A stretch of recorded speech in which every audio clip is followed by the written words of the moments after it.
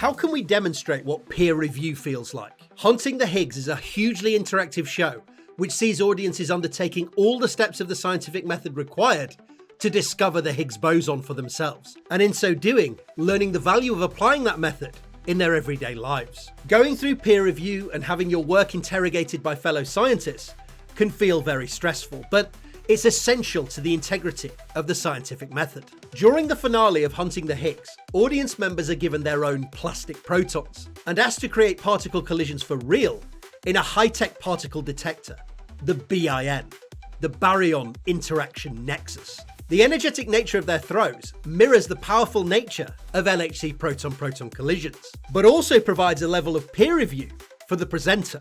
Surely my presentation wasn't that bad.